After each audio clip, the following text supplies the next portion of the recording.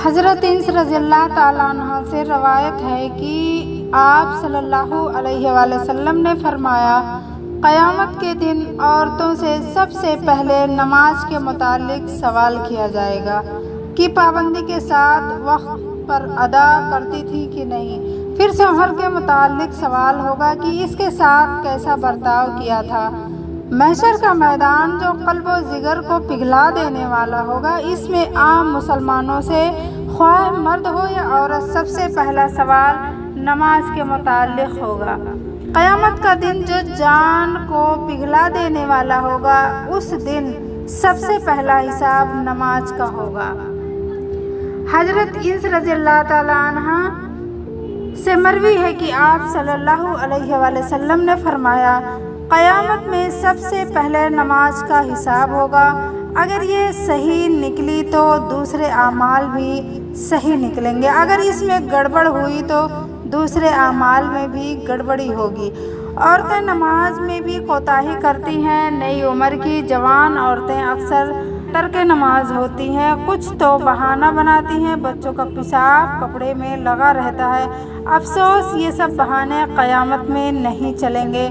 جب سزا ملے گی تب پتہ چلے گا کہ اس کے لیے عورتوں کو چاہیے کہ نماز کی پابندی کریں۔ گھر کی بڑی عورتوں کو چاہیے کہ چھوٹی عمر ہی سے پابندی نماز کی بنائیں۔ شروع عمر کی عادت اور پابندی کا اثر پوری عمر رہتا ہے۔ فرائض شرعیہ کے بعد عورتوں سے شوہر کے حقوق اور ان کی خدمت کے بارے میں سوال ہوگا۔ آج کل کے دور کی وہ عورتیں جو ملازمت کرتی ہیں، آفس و دفتر وغیرہ میں کام کرتی ہیں، وہ شوہر کی خدمت میں کوتاہی ہوتی ہیں، حتیٰ کہ ایسی عورتوں سے کھانے تک کی سہولت نہیں ملتی۔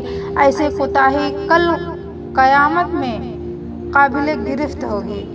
حضرت ابن اوفی رضی اللہ تعالیٰ عنہ سے مروی ہے کہ آپ صلی اللہ علیہ وآلہ وسلم نے فرمایا، قسم ہے اس ذات کی جس کے قبضے میں میری روح قبض ہے، عورت اللہ کا حق اس وقت تک ادا کرنے والی نہیں ہو سکتی جب تک کہ وہ اپنے شوہر کا حق ادا نہ کرے۔ اللہ پاک کا حق اس کی اطاعت کی جائے، اس کے فرائض واجبات کی پابندی کی جائے، اس کی یاد میں رہے، اسی پر بھروسہ کرے، اس کی بندگی و عبادت کرے، اس سے مانگے، اسی سے امید رکھے۔ حق العباد، بندے کے حق کا مطلب یہ ہے کہ جو اس کی ذمہ داری ہو اسے ادا کرے، جو اس سے بڑا ہو اس کا ادب و احترام کرے، جس کے تحت ہو اس کی خدمت و اطاعت اور اس کی فرما برداری کرے۔ نکاح کے بعد والدین کے بجائے شوہر کا حق وابستہ ہو جاتا ہے۔ خدا کے بعد شوہر کی خوشی اور اس کی اطاعت عورت کے ذمہ ہو جاتی ہے۔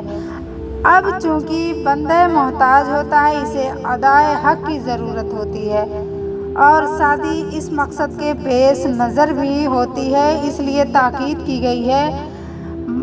چونکہ مقصد فوت ہونے سے بنیاد اور اساس میں کمزوری پیدا ہو جاتی ہے، اس لیے اس حق کے ادا کرنے میں تاکید کرتے ہوئے فرمائے کہ جس نے شوہر کا حق ادا نہ کیا گویا اس نے خدا کا حق ادا نہیں کیا۔ شوہر کا حق بھی تو خدا کے کہنے سے ہے۔ بعض عورتوں کو دیکھا گیا ہے کہ عبادت تلاوت وغیرہ میں تو ان کا مزاج چلتا ہے، مگر شوہر کی اطاعت میں ان کو مزہ نہیں ملتی۔ ایسی عورتوں کو تاکید کی گئی ہے کہ شوہر کے حق تلفی گویا کہ خدا کی حق تلفی ہے، چونکہ دونوں میں خدا کا حکم ہے۔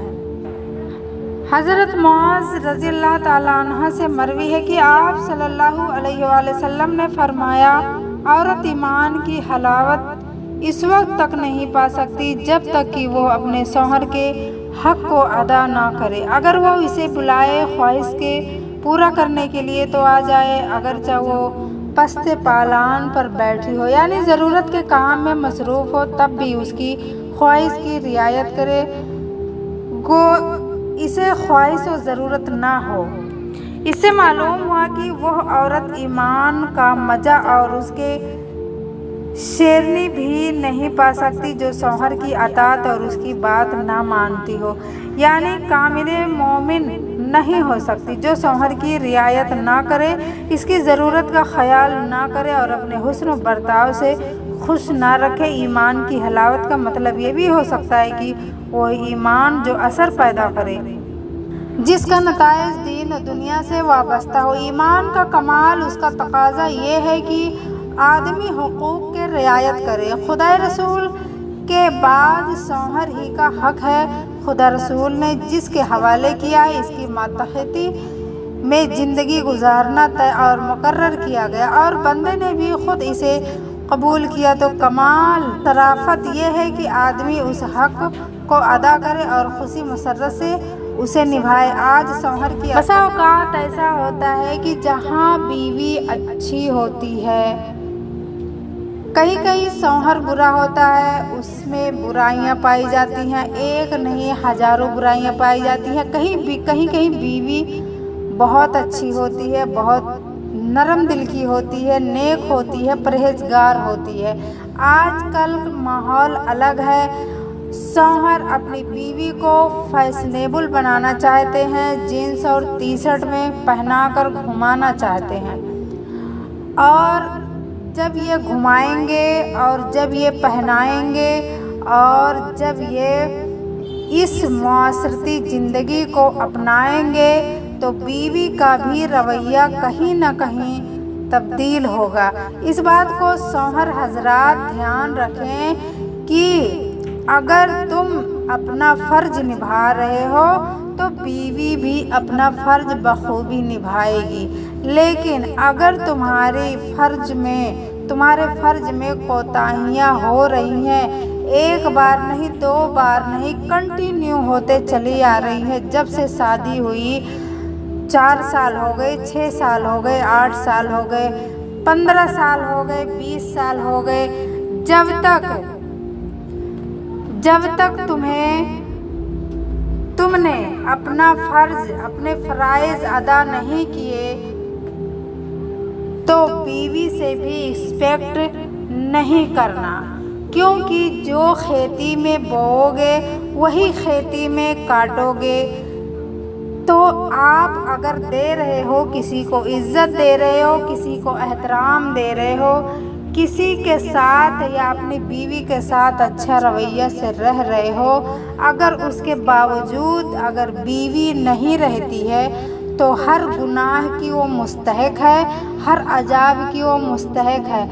اگر تم نے اپنا فرض نہیں نبھایا تو اس میں یہ بیان سن کر بیویوں کو کوسنا مت کہ تمہاری کوتاہی ہے، اور اس بیان کو سنو اور سمجھو۔ اگر تمہارے اندر کوتاہی ہے تو تم کو خود اللہ کی پکڑ ہوگی، اللہ کے یہاں تمہاری پکڑ ہوگی، اور جس پکڑ میں عورت گرفتار ہوگی اسی پکڑ میں شوہر بھی گرفتار ہوگا، کیونکہ حدیث میں تو بتایا گیا، ہر کسی کے ساتھ انصاف بتایا گیا ہے، لیکن کہیں عورتیں جو ہے اس بیان سے پریشان ہو جاتی ہیں اور کہتی ہیں کہ شوہروں کے حق میں بات کیا جاتا ہے، بیویوں کے حق میں بات ہی نہیں کیا جاتا ہے، جبکہ ہم دونوں گھروں سے تعلق رکھتے ہیں، مائکا بھی سسرال بھی۔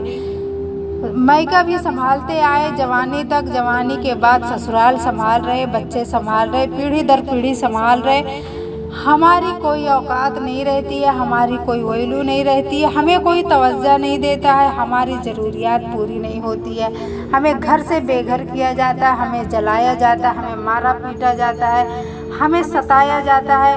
تو اس بات ہے کہ جہاں مرد کی غلطی ہے وہاں اس کے لیے سزا اللہ نے رکھا ہے، اور جہاں عورتوں کی غلطی ہے وہاں اللہ نے اس کے لیے سزا رکھا ہے۔ گناہ تو گناہ، ظلم تو ظلم، جرم تو جرم، ظلم تو ظلم، اور نیکی تو نیکی۔ اگر نیکی کریں گے تو نیکی پائیں گے، بدی کریں گے تو بدی پائیں گے۔ ظاہر سی بات ہے، اللہ قطعی ناانصافی نہیں ہے، اللہ انصاف کرنے والا ہے اور اللہ ہر چیز سے واقف ہے۔ پھر ملیں گے ایک نئے ٹاپک کے ساتھ۔ السلام علیکم۔